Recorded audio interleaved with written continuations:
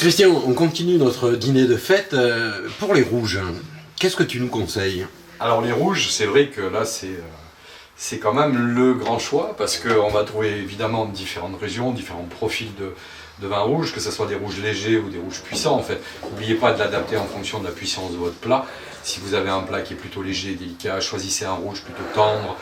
Orientez-vous par exemple, que ce soit sur le Beaujolais, sur la Bourgogne, avec des vins rouges plutôt avec des beaux niveaux de finesse, mais des tanins quand même assez délicats. Et si vous avez des plats plus puissants, avec des viandes en sauce, certains gibiers, puisque c'est quand même un peu l'époque, orientez-vous cette fois-ci vers des rouges un petit peu plus puissants. Alors on connaît les régions classiques, hein, que ce soit Bordeaux ou même que ce soit la Bourgogne. La vallée du Rhône aussi fait partie maintenant des grandes valeurs sûres, mais moi j'avais choisi de vous mettre en avant une région que j'aime particulièrement, qui est le Languedoc, que ce soit le Languedoc et le Roussillon. Alors là, c'est vrai que j'ai fait simple, j'ai choisi un des très grands vins rouges du Languedoc, qui n'a rien à envier vraiment au plus grand Bourgogne, qui est le domaine Montcalmès, qui est une des stars des terrasses du Larzac. Ici, j'ai pris un millésime 2009. Alors c'est vrai que c'est des bouteilles entre 40 et 50 euros, mais quel bonheur. Comme je vous disais, on aura clairement autant d'émotions que ce qu'on va retrouver sur un très joli Bourgogne. Des vins empreints de charme et d'élégance. Alors l'intérêt justement sur ces parties-là du Languedoc, que ce soit les terrasses du Larzac, les Pics Saint-Loup, des terroirs comme les Minervois, c'est même si ce sont des vins qui dégagent quand même de la puissance, vous aurez énormément de fraîcheur, puisque c'est des terroirs qui commencent à être en altitude, et il y a des très belles découvertes à faire. Donc alors là je vous ai présenté la star, mais vous avez des vins beaucoup plus simples, beaucoup plus abordables, tout aussi intéressants à découvrir. Dans le registre des originalités et des bonnes affaires, un château que j'aime particulièrement en vallée du Rhône, qui est le domaine Beaurenard, qui est une des stars de Châteauneuf-du-Pape, qui fait des grands Châteauneuf et des grands rouges. La famille Coulon qui s'occupe de ce domaine depuis de nombreuses années. Alors, ils ont un petit truc qui est vraiment une pépite chez eux, qui est en appellation Rasteau. Alors, Rasteau, c'est un village qui est un petit peu plus à l'est de Châteauneuf-du-Pape. Et ils font une petite cuvée qui s'appelle les Argiles Bleues, qui est fait exactement de la même façon, avec le même soin qu'ils apportent sur leur Châteauneuf.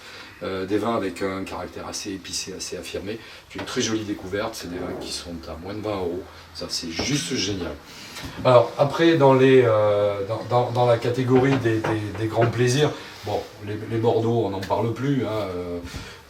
Vous avez beaucoup de crus bourgeois qui sont quand même assez intéressants, comme le Château de Pèze, le Château Gloria, qui sont toujours des bonnes affaires. Orientez-vous sur les seconds vins des grands châteaux, peut-être beaucoup plus abordables, mais pas simplement qu'à travers leur prix, mais aussi par leurs conditions de dégustation. Là, je vois les Hauts de Tertre à Margaux, qui est le second vin du Château du Tertre, qui est un château qu'on ne présente plus à Margaux. Voilà. L'intérêt des seconds vins, c'est que vous avez des vins qui sont prêts à boire un petit peu plus vite, justement avec le style maison et je vous dis, voilà, des vins un petit peu plus épanouis. Dans le registre de la vallée du Rhône, on ne présente plus les côtes rôties.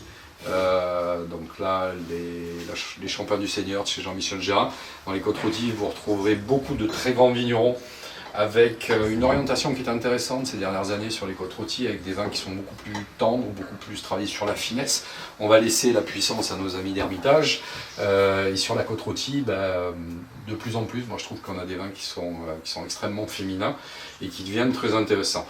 À découvrir aussi dans les vins de la région. En Provence, vous savez, on fait des très grands rouges, alors pas qu'à Bandol, mais que ce soit sur l'appellation Côte de Provence, beaucoup de domaines font des très belles cuvées avec une vraie expression de terroir. Allez découvrir des appellations comme Bélé, par exemple, qui est au nord de Nice, qui fait et des blancs et des rouges qui sont délicieux.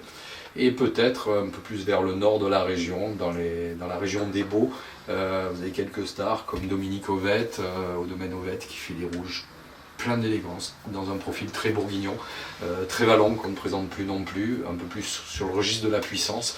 Voilà, c'est des vins que vous allez acheter entre 30 et 50 euros, mais quel bonheur, et puis quelle représentativité en fait des grands rouges français.